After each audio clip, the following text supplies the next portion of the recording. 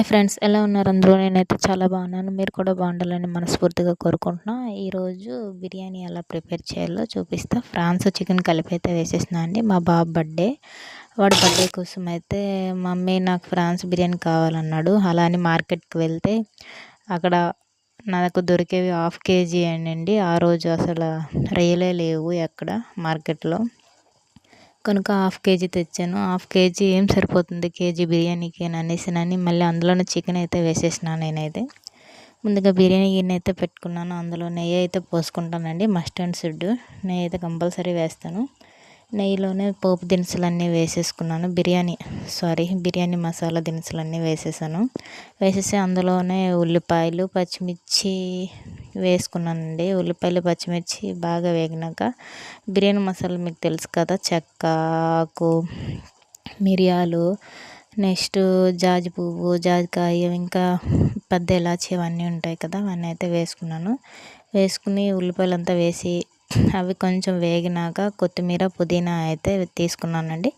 కొత్తిమీర పుదీనా అందులోనే తాలింపులోనే వేసేసి అవి కూడా కొంచెం ఫ్రై అయినాక ముందుగా రొయ్యలు అయితే నేను అక్కడే చేయించేసి తెచ్చుకున్నాను. రొయ్యలు ఇంటికి వచ్చి కడిగిన తర్వాత అందులోనే వేసేసి రొయ్యలు అనేది కొద్దిగా ఫ్రై అవ్వాలండి. ఫ్రై అయినాక చూడండి, ఇలా ఫ్రై అయిపోతే రొయ్యలు ఫ్రై అయితే మొత్తం చుట్టుకుపోతాయి కదా, అలా చుట్టుకుపోయినాక నేనైతే మిక్సీ గిన్నెలోన ఒక టమోటా, అల్లం వెల్లుల్లి పేస్ట్ అయితే కలిపేసాను.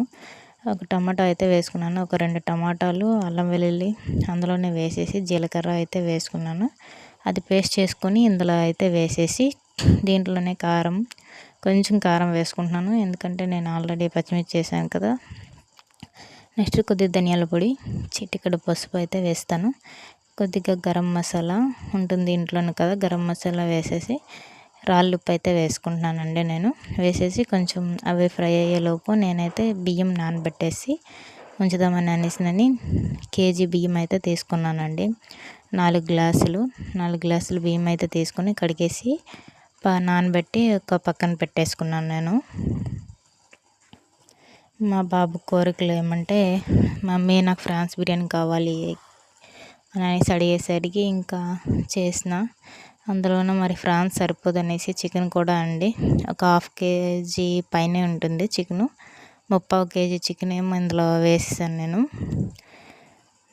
వేసేసి బాగా కలుపుకొని ఫ్రై అయినాక రొయ్యలు అనేది కొద్దిగా వేపినాక చికెన్ కూడా వేసేసి దాంట్లోనే 4 గ్లాసుల బియ్యం అయితే తీసుకున్నాను కదండి. 4 గ్లాసుల బియ్యం ఆల్రెడీ ముందు నానబెట్టేసుకున్నాను కదా. ఒక గ్లాస్కి 1.5 గ్లాస్ వాటర్ అయితే వేసుకున్నాను. ఒక గ్లాసు ఒక హాఫ్ వాటర్ వేసుకొని కలుపుకొని అందులోనే బియ్యము అది కొంచెం బాగా బాయిల్ అయిన తర్వాత